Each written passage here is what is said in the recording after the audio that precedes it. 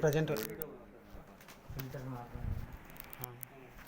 राकेश एक बार करके केबिन में काफी दिनों से मैं सोच रहा था और मैं सोच रहा था बहुत सारी चीजें मजदूरों के बारे में, मजदूरों की स्थिति के बारे में, आगे के कुछ भविष्य कैसे क्या क्या रोड मैप होगा उस सब के बारे में।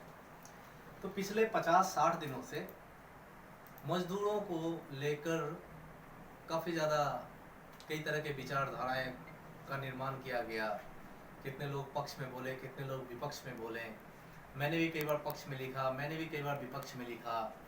आलोचना समालोचना का दौर चलता रहा। सही है शुक्ला जी? अब सवाल है कि मजदूर आखिर पलायन को मजबूर क्यों है? मजदूर आखिर पलायन को मजबूर क्यों है?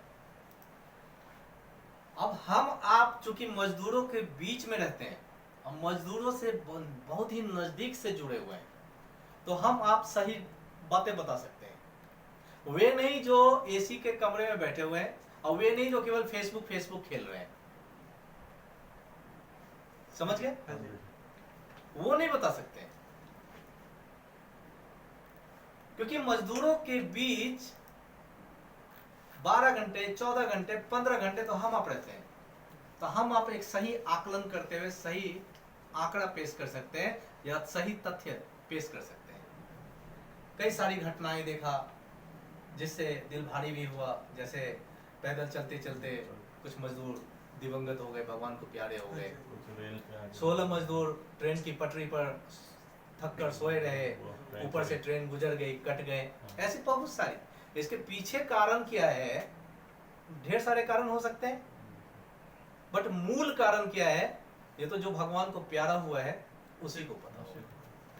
मजदूरों को लेकर राजनीतिक गोटियां भी सेकी जाती हैं। बसों का नंबर, स्कूटर का नंबर, 1000 बस भेज रहे हैं, टेम्पो का नंबर, बहुत सारी चीजें। तो उसके तह में हम नहीं जाते हैं। मेन है मजदूर आखिर पलायन को मजबूर क्यों है। किसी भी इंसान की 3 बेसिक नीड होती है: रोटी, कपड़ा, मकान। कोविड-19 अर्थात कोरोना के संकट काल में किसी भी मजदूर को कपड़े लत्ते की तो परेशानी नहीं हुई। फिर अगर हम बात करते हैं रोटी की, अगर हम बात करते हैं रोटी की, तो जहां तक मेरा अपना आकलन है, मेरी अपनी सर्वे है, मेरी एचआर दोस्तों की जो सर्वे है, कोई भी मजदूर भूख से नहीं मरा है। जो सरकार का सर्वे है, कोई भी मजदूर भूख से नहीं मरा है। आप ये मत कहिएगा कि मैं सरकार की तरफदारी कर रहा हूं। अगर भूख से कोई मजदूर मरता तो इस सरकार का जीना मुश्किल कर देती यहाँ की जनता भी, पक्ष भी, विपक्ष भी। क्योंकि भूख से मरना किसी का इतना सस्ता नहीं है इस देश में। मीडिया हाथ धोकर पीछे पड़ जाती, विपक्ष को बैठे बिठाए एक बहुत बड़ा मुद्दा मिल जाता। कोरोना लोग भूल जाते और भूख भूख भूख इसको एक बड़ा मुद्दा बनाकर छोड़ देते। तो रोटी जो खाने को चाहिए मजदूरों को, मुझे लगता है मार्च 22 तारीख को जब लॉकडाउन हुआ था, 25 तारीख को आपने और आपकी कंपनी ने हजारों मजदूरों को फ्री में सुबह शाम खाना शुरू करा दिया था। राइट? आपने ये नहीं देखा कि इस रूम में एक मजदूर अगर आपकी कंपनी का है और 3 मजदूर उसके रूम पार्टनर किसी दूसरी कंपनी के हैं, तो भाई साहब 3 को नहीं देंगे, केवल तुमको खाना देंगे। आपने ये नहीं देखा। आपने कहा भैया मैं सबको दूंगा। मुझे बड़ी खुशी हुई जब हमारा x HR associate Puneet Yadav मुझे फोन करता है, कहता है सर मैं सिंगू पहुंच रहा हूं, जितने भी लोग हैं कहिए मेरे से खाना ले लेगा। सर मैं शेरशाह पहुंचने वाला हूं, मेरी टीम। केवल पुनीत यादव ही नहीं, ऐसे न जाने कितने स्वयंसेवी संस्थान, प्रशासन, पुलिस लोग, ये सब धन्यवाद के पात्र हैं।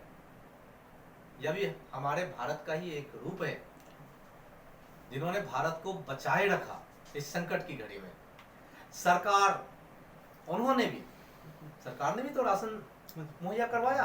अब सरकार का सिस्टम के पीछे मैं अभी नहीं जाऊंगा, उसका विश्लेषण करना राजनीतिज्ञों का काम है और पक्ष विपक्ष का काम है। तो मेरा कहना है, और जब मैं हाईवे पे देखता था आपका सुधीर कैंटीन वाला, उसने लॉकडाउन के तुरंत बाद पुलिस प्रशासन के सहयोग से जीटी रोड हाईवे पर चलने वाले एक एक मजदूरों को खाना खिलाया। पता है आप लोग को? इसमें कुंडली का पुलिस प्रशासन या सिविल एडमिनिस्ट्रेशन जो भी है, ये भी धन्यवाद के पात्र हैं। तो भूख से लोग बेहाल नहीं हुए। अब आते हैं मकान। मकान दो तरह के हैं, या तो आप अपना है आपका, जिसमें आपको किराए का टेंशन नहीं है, दूसरा रेंट, जिसमें आपको किराए देने का टेंशन है। सही है? मैं सारी कंपनियों के बारे में नहीं जानता, लेकिन ज्यादातर कंपनियों के बारे में जानता हूं। सरकार का तो नोटिफिकेशन बाद में आया, पहले ही लोगों ने जिस 15 दिन की सैलरी, 20 दिन की सैलरी अप्रैल महीने की कर रहा हूं सर, अपने अपने मजदूरों के खाते में ट्रांसफर कर दिया। बोलो भाई, तुम लोग के तो ढेर सारी जगह पे है कॉन्ट्रैक्ट, गुड़गांव, मानेसर, रेवाड़ी, बावल, नीमराना, दिल्ली, आप हर जगह पे गया है, हर जगह पे गया है। तो अगर किसी 9,000 अगर मिनिमम वेजेज है, आपने 4,000 रुपया ही भेजा, लोग कहेंगे मेरे खाते में तो 3,000 ही है। भाई साहब, आप 1,500 पीएफ भूल रहे हैं, वो भी तो आपका है, वो भी तो कंपनी ने पे किया। तो जब आपने 50% पे कर दिया, तो आपको रेंट की ही तो परेशानी थी। 2,000 रुपये में फर्स्ट क्लास रूम लेके, एक लाइव रिसर्च है, मजदूर रहते हैं इस लोकेशन में। अब मैं मुंबई की बात नहीं कर रहा हूं, क्योंकि मुंबई मैंने नहीं देखा है। मैं सूरत की बात नहीं कर रहा हूं, क्योंकि सूरत की वर्किंग मैंने नहीं देखी है। बट मैं दिल्ली एनसीआर की तो बात करूंगा। मैं उन मजदूरों की बात तो करूंगा जिनको मैं लगातार पैदल देखते हुए जा रहा हूं। ठीक है? अब मेरे मन में बार बार सवाल कौनता है कि ये मजदूर जा क्यों रहे हैं। पिछले 5 मई 2020 से हमने फैक्ट्री को रिज्यूम कर लिया, हमने लोगों को काम पे बुलाना शुरू कर दिया। लोग तो कहते हैं नहीं, मैं तो आऊंगा ही नहीं। क्यों? मैं तो गांव जाऊंगा। ट्रेन में भीड़, बस में भीड़, अपने नेटिव प्लेस को जाने के लिए। आखिर ये मजदूर सदैव भीड़ का हिस्सा ही क्यों बनते हैं? क्योंकि इन मजदूरों को सही तथ्य समझाता कोई नहीं है। उन मजदूरों को ये बताया जाता है कि यहां रहोगे तो मकान मालिक निकाल देगा। हो सकते हैं 5-10% मकान मालिक ऐसे होंगे जो बदतमीजी से बात करते हो, धमकाते हो, निकालने की धमकी देते हो, लेकिन मकान मालिक के अंदर भी भैया ह्यूमैनिटी है। अब वो जानते हैं कि ये अगर हमारे पास 3 साल से रह रहा है तो 2 महीने का पैसा लेके कहीं भागेगा नहीं। ये डर गए हैं, ये अफवाहों के शिकार हो गए हैं। इनको इनका भविष्य दिखाया नहीं जा रहा है। इनको कहा जा रहा है काम धंधा सब चौपट हो गया, भूखे मर जाओगे, गांव चले जाओ अपने अपने। मेरा उन मजदूरों से पूछना है, क्या करेंगे वो गांव जाके? किस फैक्ट्री में अपने गांव में वो काम करेंगे? कितने लोग खेती में जाके किसानी करेंगे?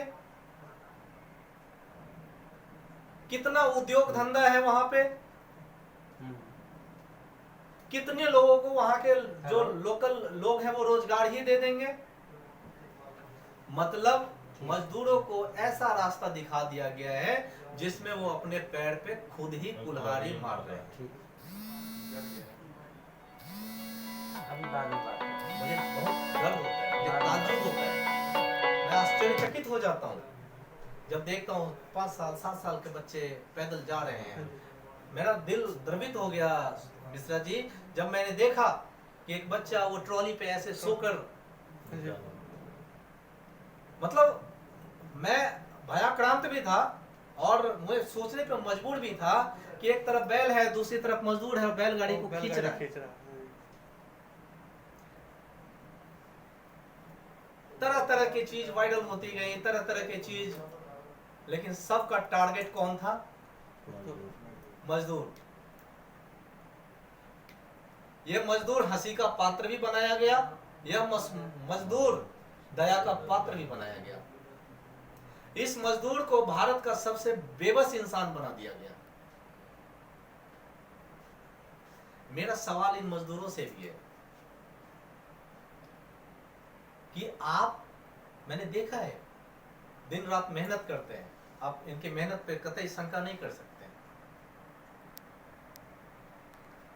उसी हिसाब से ओवर टाइम करते हैं, संडे करते हैं पैसे की, ताकि मुझे 2 पैसा ज्यादा मिले।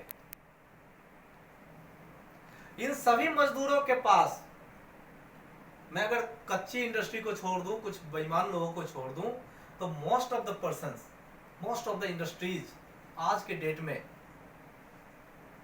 पक्के में काम कर रही है, सब पीएफ दिया जा रहा है। आखिर उन मजदूरों के दिमाग में ये क्यों नहीं डाला जा रहा है कि आप जो भाग रहे हैं, आप अपने इसी रेंट वाले रूम में रहकर आपके 50,000 पीएफ जमा हो गए होंगे, आपके 40,000 जमा होंगे, आपके 20,000 जमा हो गए होंगे, आप उसको अप्लाई तो कीजिए, एडवांस तो लीजिए वहां से। लेकिन सबों ने उन मजदूरों को अफवाहों का शिकार बना दिया। कोरोना ने केवल भारत ही नहीं, पूरी चलती हुई दुनिया को थाम दिया, रोक दिया। America, Britain, Spain, France, Canada जैसे उन्नत राष्ट्रों को घुटने के बल गिरने पे मजबूर कर दिया, झुकने पे मजबूर कर दिया। सही है? उसकी बनिस्बत आंकड़ा कुछ भी कहिए कि हम संक्रमित लोग लाख पार कर गए। आप 140 करोड़ की आबादी में आप फिर भी बहुत से बच गए सही समय पर सही कदम लेने का। लेकिन मेरा सवाल है कि क्या, मान लीजिए मैं मजदूर ही हूं, क्या मैं अपने संकट की घड़ी के लिए 2-4 हजार रुपये बचा के नहीं रखता हूं?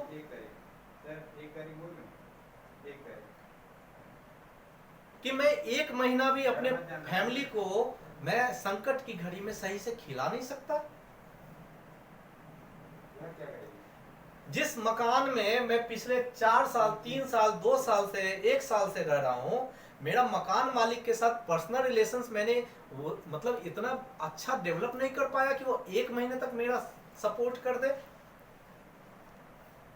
बहुत से मेरी बातों का मीन मेक निकालेंगे लोग। एक ने मुझे फेसबुक पे लिखा, मैं इन्हीं की कंपनी में काम करता हूं, इन्होंने मुझे आज तक सैलरी नहीं दिया। भैया तुम तो मार्च महीने में ही चले गए थे, होली से पहले, तो मेरे मजदूर कहां हुए? जो गांव बैठा हुआ है कोरोना संकट से पहले, जिसका फोटो भेजा था ना मुकेश चौधरी, जो कोरोना संकट से पहले गांव भागा हुआ है, वो मेरे अपने यहां बैठे हुए मजदूर मेरे अपने। मेरी जिम्मेदारी यहां बैठे हुए अपने मजदूरों को संभालने की है कि भारत देश के तमाम मजदूरों को मैं अपने मैं तो सरकार नहीं हूं, मैं तो एक अदना से, एक छोटा सा एचआर हूं, साधारण से एचआर हूं। एक कलाम मंसूरी ने मुझसे सवाल किया, बहुत से लोग मुझे पर्सनली हिट करते, टारगेट करते हैं, ठीक है? तो उसमें से एक कलाम मंसूरी ने मुझे हिट किया कि जनाब आप एक अच्छे पद पे बैठे हुए हैं, आपकी अच्छी सैलरी हो सकती है, ठीक है, आपका बैंक बैलेंस प्रचुर होगा, लेकिन मजदूर नहीं। आप सबको मालूम है, हम लोगों ने अपने जेब से पैसा लगा के मजदूरों की भरसक प्रयत्न किया है, भरसक प्रयत्न किया है कि हमारे मजदूरों को कोई कष्ट नहीं हो, दिक्कत नहीं हो। फिर भी आज पिछले 10 दिन की सर्वे और डाटा के आधार पे सोनीपत के कुंडली के निफ्टम चौराहा हर दिन 50 बसें लगती हैं, हर 1 घंटे पे बस खाली हो जाता है, हर 1 घंटे पे 1000 मजदूर खाली हो जाते हैं, फिर से बस, फिर से मजदूर। मैं सोचने पे मजबूर हूं कि ये इतने मजदूर जो पहले जा चुके हैं आनंद विहार की भीड़ की शक्ल में, जो पैदल निकल गए हैं, जो पैदल जा रहे हैं, जो ट्रक से भर भर के जा रहे हैं, जो जाने को व्याकुल हैं और जिनकी भीड़ को हम हर 1 घंटे में देखते हैं, वो क्या करेंगे वहां जाकर? यहां कहते हैं कि मैं काम नहीं है मेरे पास तो मैं भूखे मर जाऊंगा। वो वहां क्या बिना काम के क्या करेंगे? फिर से वो साहूकारी महाजन वाली प्रथा शुरू होगी, कर्जा लेकर घी पीने की। गांव में ब्याज का ब्याज का ब्याज का ब्याज। फिर से गांव की गंदी पॉलिटिक्स में उन मजदूरों को उलझा दिया जाएगा। जो भारत की ऊर्जा माने जाते हैं ये मजदूर, उनको वहां पे शिथिल कर दिया गया, या उन्होंने खुद को शिथिल करने का राह दिखा दिया गया। हो सकता है उसमें से कुछ एक नई क्रांति भी पैदा हो। बहुत से लोग इस व्यू से भी जा रहे हैं कि मैं कुछ नया करूंगा, मैं कुछ नया करूंगा। लेकिन कितने लोग? लाख में से 10, लाख में से 100, मान लीजिए 1000, बाकी 90,000, बाकी 99,000, बाकी 99,990 या 900 क्या करेंगे? खाली बैठेंगे। भूखे भजन न होई गोपाला, बहुत पुरानी कहावत है। ये पेट की जो आग है ना, इसके सामने कोरोना कुछ भी नहीं है। उनमें से कई मजदूरों को अपराध करने पे मजबूर करेंगे, कई मजदूर गलत कदम उठाएंगे, कई मजदूर असामाजिक गतिविधि में संलिप्त पकड़े जाएंगे। ये आगे की मजदूरों का एक नया चेहरा बनेगा। और मैं I am very much lucky कि मैं दुख की घड़ी में अपने साथियों के साथ, अपने कर्मचारियों के साथ खड़ा रहा, तो मेरे सारे मजदूर मेरे साथ हैं, 200-400 को छोड़कर। जो मेरे समझाने के बावजूद भी जाने को व्याकुल थे, तो मैंने उनको रोका नहीं, क्योंकि वो तो कहेंगे कि आप नहीं रोका इसलिए मुझे कोरोना हो गया, मैं गांव चला जाता तो मुझे कोरोना ही नहीं होता। हो सकता है। तो जो अति व्याकुल व्यक्ति थे उनको हमने रोका नहीं, हमने कहा ठीक है आप जा सकते हैं, बट आपके मैन पावर की तो मौजूदगी है। लेकिन सारी इंडस्ट्रियां खुल गई, सारी इंडस्ट्रियां खुल गई कुंडली में, तो क्या उन मजदूरों को काम नहीं मिलता? काम नहीं मिलता जो निफ्टम चौक पे हर घंटे हजारों की शक्ल में पहुंचते हैं गांव जाने के लिए। हमारे एक पुराने ठेकेदार ने कहा, लाख लोगों की संक्रमण की संख्या ज्यादा हो गई और आप कहते सब कुछ सही होता जा रहा है। भाई साहब, कोरोना से ज्यादा मौतें तो टीबी से होती है, कोरोना से ज्यादा मौतें तो कैंसर से होती है भारत में, कोरोना से ज्यादा मौत तो डायबिटीज से होती है भारत में। तो आपने कोरोना को मतलब हवा क्यों बना लिया? अब वो कहेंगे हवा तो मोदी जी ने बना दिया, उन्होंने लॉकडाउन क्यों कर दिया? तो भैया ये प्याज का छिलका छीलने वाली कोशिश होगी कि छीलते छीलते निकलेगा कुछ भी नहीं। आप लोग जितने आपके सहकर्मी मजदूर बचे उन्हें समझाइए कि अगर वो वहां जा रहे हैं तो करेंगे क्या। उनसे पूछिए कि गांव में उनका भविष्य क्या है। यहां अगर है तो उनको रोटी भी मिल रहा है, उनको मकान भी मिल रहा है, मकान का किराया चुकाने के लिए उनको पैसे मिलेंगे, कमाएंगे, काम है। गांव जाएंगे, मकान रहेगा उनके पास, पेट पालने के लिए कब तक? वहां कब तक की मजदूरी उनको मिलेगी? कितने दिन की मजदूरी मिलेगी? क्या वो संगठित होगा? क्या ऑर्गेनाइज्ड होगा? क्या उनको मजदूरी देने वालों के पास भी मतलब फ्लो होगा कैश का, या जो बैलेंस है उसका फ्लो होगा? ये सारी चीजें सोचने वाली, उनको समझाइए। मैं ये नहीं कहता कि मैं उत्पीड़ित हूं मजदूरों के जाने से, लेकिन मैं सोच रहा हूं कि इनको एक गलत शक्ल के रूप में पेश कर दिया मीडिया वालों ने, विपक्ष ने। इनको बसों और ऑटो और स्कूटर के नंबर की राजनीति के पेच में फंसा दिया विपक्ष ने। इनको अफवाहों का शिकार कर दिया सोशल मीडिया ने। मेरा एक ही सवाल है, वो जहां भी जा रहे हैं करेंगे क्या? मुझे ताज्जुब लगा मनीष कि मेरे ही गांव के करीब 15 से 20 लड़के, जिसमें हमारे मिश्रा जी भी हैं, राकेश मिश्रा जी भी, घर घर अपने घर से माँ बाबूजी के द्वारा भी पैसा मंगा कर, यहाँ जो आपने दिया वो तो दिया ही, 6-6 हजार 7-7 हजार ट्रक वालों से एक आदमी का बात किया था। उस ट्रक में 100 लोग, 120 लोग। मेरा कहना है 7,000 रुपया आप एक आदमी का ट्रक में दे रहे हैं, 2 महीना आप आराम से इसी कुंडली में खा सकते हैं, इस दिल्ली में खा सकते हैं। आप कोई 12,000 का फ्लैट लेकर नहीं रह रहे हैं। आपकी आदत पिज्जा और इसके पीछे बर्बादी, पैसे की बर्बादी करने की नहीं है, क्योंकि हम मजदूर जानते हैं कि हमारे 1 रुपए की क्या वैल्यू है।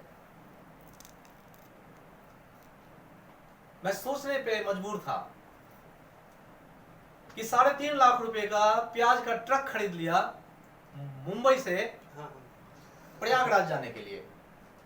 उस 3.5 लाख रुपए में आप कितने दिन मुंबई जैसे शहर में कम से कम 1 साल आसानी से रह सकते हैं, अगर आपके फालतू के खर्चे नहीं है तो। बेचने के लिए खरीद लिए, बेचता निकल गया घर तक। सोचने वाली बात है। कल मैं ग्राउंड रिपोर्ट देख रहा था किसी टेलीविजन न्यूज का,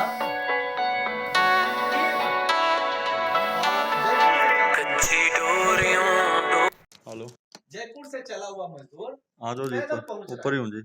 दिल्ली बॉर्डर तक पहुंचा।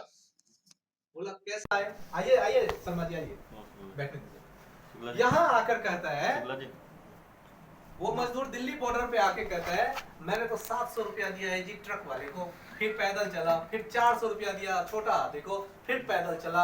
अब बिहार तक ऐसे तो कितना खर्चा हो जाए, तो मैंने ठान लिया है कि 5-6 हजार रुपये तो मेरे खर्चे हो जाएंगे। वो मजदूर 5,000 रुपये में 2 महीना जी सकता है। तो ये मजदूर को आखिर सभी भीड़ की शक्ल क्यों बनाते जा रहे हैं?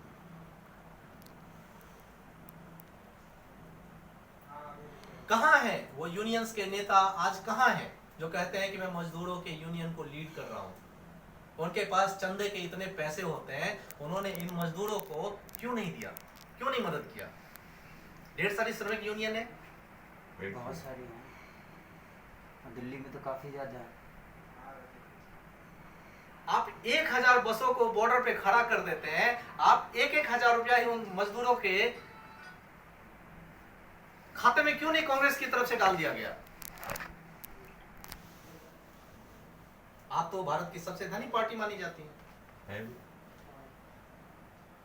बैंक से डाटा उपलब्ध करना कोई ज्यादा मुश्किल काम थोड़े। डाटा उपलब्ध करते और सीधा एक ECS करते, 1000 rupees given by Bharatiya Janata party या कांग्रेस पार्टी या कम्युनिस्ट, कोई एनीवे कोई भी। मजदूरों को एक हास्यास्पद स्थिति में पहुंचा दिया गया है। हमारी आपकी कोशिश है, कोशिश होना भी चाहिए, मजदूरों को केवल मजदूर ही नहीं माने, वो इस देश की रीढ़ है, रीढ़। इनको संभालिए। मेरा बहुत ही तगड़ा रिसर्च है मजदूरों पे। आप सभी जानते हैं कि सुबह से जब मैं मतलब बात करना शुरू करता हूं तो रात के 10-11 बजे तक मैं मजदूरों में ही लगा रहता हूं। हमारे शर्मा जी कहते हैं कि ज्ञान जी को तो मजदूर नेता होना चाहिए मजदूरों का। ये हंसी की बात नहीं है, मैं स्टडी किया मैंने मजदूरों के लाइफ पे। ये परेशान है। यही मजदूर 4 महीने बाद आपको लेटरिन की बोगी में भरे हुए एकदम आएंगे। एक मतलब तिल रखने को जगह नहीं होगी, यही मजदूर आपको जनरल डब्बे के लेटरिन की बोगी तक में ठठासन ठूसे हुए मिलेंगे। यही मजदूर गमछा बांधकर उस पे लटके हुए मिलेंगे ट्रेन की बोगियों में। मेरा एक ही सवाल मजदूरों से है, वो जा क्यों रहे हैं? डर तो गवर्नमेंट बस भेज रही है सर। वो गवर्नमेंट तो बस भेजेगी क्योंकि एक ऐसा माहौल खड़ा किया गया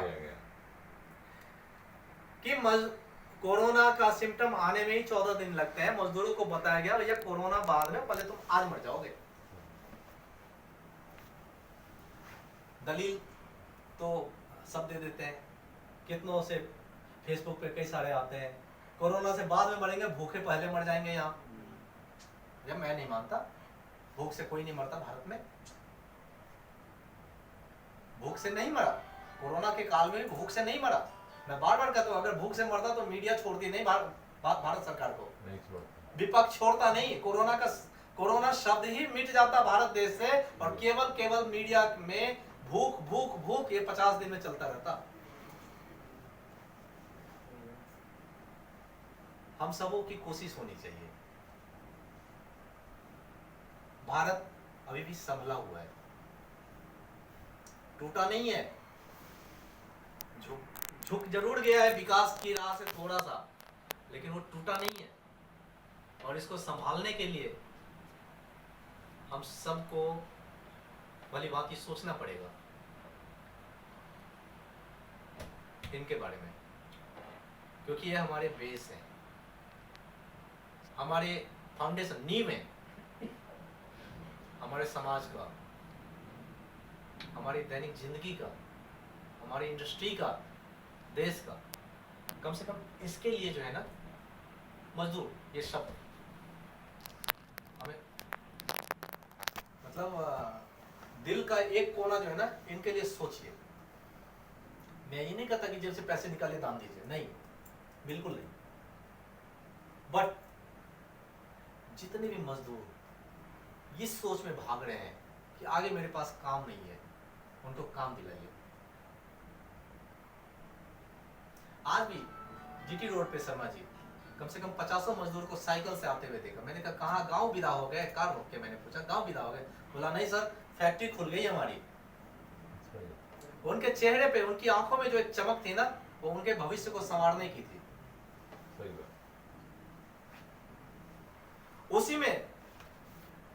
उसी में मैंने कल देखा रोहिणी फ्लाईओवर पे कम से कम 50 डीटीसी की बसें लाइन से लगी पड़ी थी, सब में मजदूर भरे पड़े थे।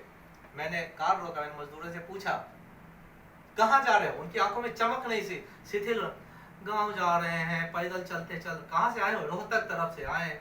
मैंने कहा इंडस्ट्री तो खुल गई, नहीं काम करेंगे बाबूजी, गांव जा रहे हैं। बोला क्यों? तो नहीं अब गांव जा रहे हैं जी। मैंने कहा लाला जी, इस लोगों ने सैलरी नहीं दिया, सब कुछ मिला है, अब हम गांव जा रहे हैं। बस उनके मन में गांव जा रहे हैं। यीशु किस चीज का बनता है? मैंने कहा था एक बोतल गंगाजल में 1 बूंद सुसु का डाल दो तो उसकी सारी पवित्रता नष्ट। 90% लोगों ने जो सपोर्ट किया, 10% लोगों ने सपोर्ट नहीं किया होगा। उस 10% की नकारात्मकता को नकारात्मक प्रकाश देते हुए पूरे मीडिया में, सोशल मीडिया में, समाज में फैलाया गया, और वो डर मजदूरों पे हावी हो गया कि इनका भविष्य अब क्या है। रोकिए, उनको समझाइए। गांव जाकर भी वो बहुत सुखी से नहीं रह सकेंगे जितने सुख से वो यहाँ है। सही। जो जाने को अति व्याकुल आत्मा है उनको जाने दीजिए, वो आपकी भी नहीं सुनेंगे जब वो अपनी ही नहीं सुन रहे तो। लेकिन अधिकांश को समझाने की, रोकने की कोशिश कीजिए, और जिसको जहां भी जॉब की जरूरत हो उनको वहां प्लेस कीजिए। ठीक है? तो पलायन को मजबूर शब्द जो मजदूर के लिए बना हुआ है ना, हमारी कोशिश होनी चाहिए पलायन शब्द को मास लेवल पे हम नहीं, भारत बहुत बड़ा है, बट हम अपने एक छोटे से अदने से स्तर पे हम एक सफल प्रयोग और सफल प्रयास जरूर कर सकते हैं।